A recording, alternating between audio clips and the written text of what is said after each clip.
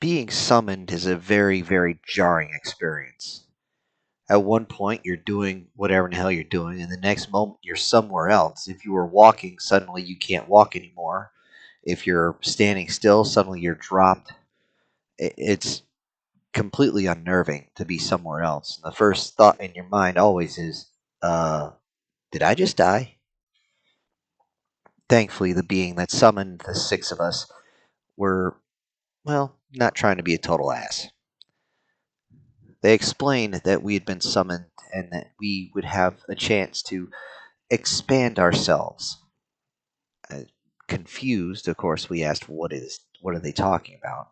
And in a very, very calm tone, which eventually they took on more of a feminine tone, I'm sure, to keep us calm, was that as an experiment, they would send us into our favorite video games for the grand total of 1 month's time. And at the end of that 1 month's time, should we survive, we will be able to bring back whatever is ours, whatever we possess, whatever counts as our property can come back with us. Of course, this put a smile on my face, but two other young men actually freaked out and started screaming, "No, no, no, don't send me, don't send me." And at that point, I could see that the different type of game menus were opening up in front of them.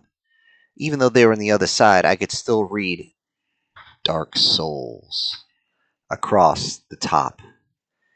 And they were screaming, "No, no, no, don't send me, don't send me." And all I could think of was, you're the dumbass who likes horror games. I did ask the creature there that was in charge of us, are we still going to be able to set up our own avatar?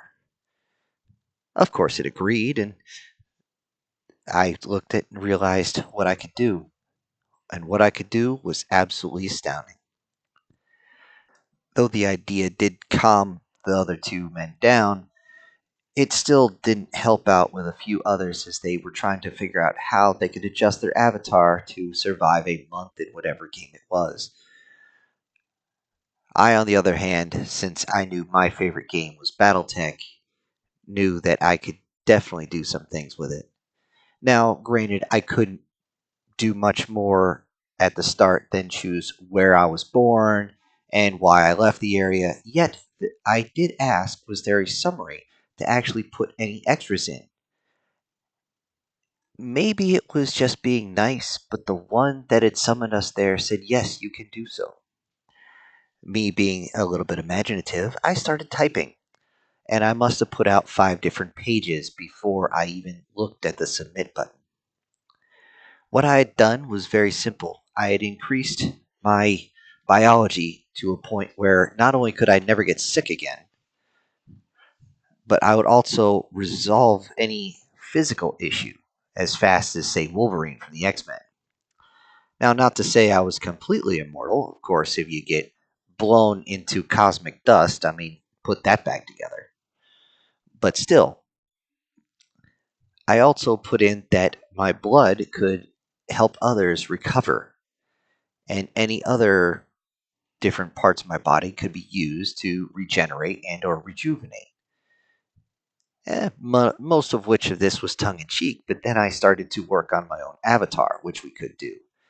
And I made sure that it was not as old as me for sure, but as strong as it could be, as handsome as it could be, and as ready for the rigors of what I was going to put it through could be. I was the absolute last one standing there as I finished my paper on what I was going to do. And I yelled up to the entity, "Are we good?" And it kind of chuckled and said, "Yes, it is all acceptable." And I hit submit. Within a moment, I'm sitting in a command couch starting the game. However, since I know what's going to happen, I am able to get myself in a advantageous position every single time. Since I can actually use my own common sense, I can actually shoot straight and not have to rely on a roll of the dice. And it seemed like everybody, their weapon systems were just randomly put inside, pointing in different directions. What they never understood was it was an open universe game. I think I saw one other person on the Witcher. I was like, okay, you're gonna have fun.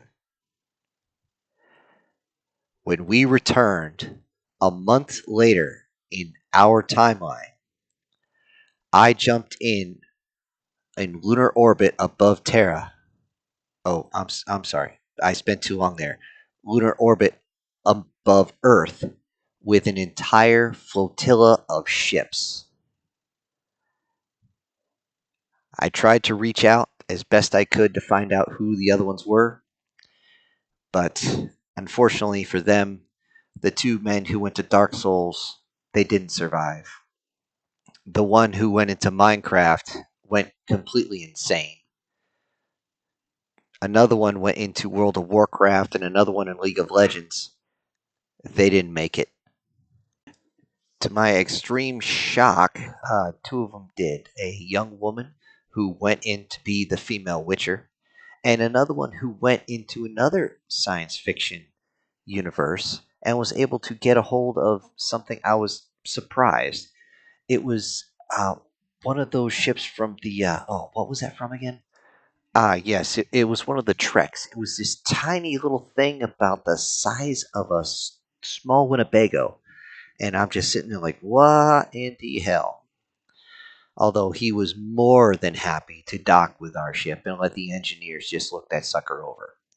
Though before this happened, we did do a quick scan with that ship, and we found our female Witcher friend and our friend who liked to hammer blocks, and we pulled them up. Unfortunately, this is where we found out that the one who was stuck in Minecraft was completely and utterly insane. He had gone completely catatonic after not being able to do anything except run around the pixelated area for a month, constantly burning himself and all this other whatever the hell they do in there, jumping around like Mario 3D. I'd lose my mind too.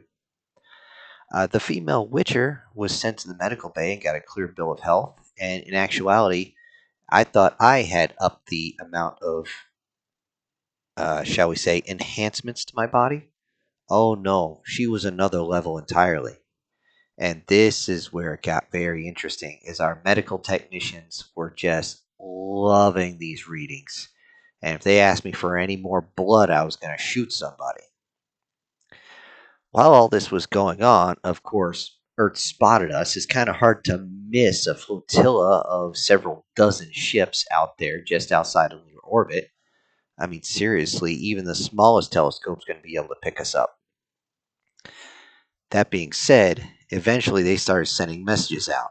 Different languages started bouncing against our arrays, and we had to figure out what we were going to do.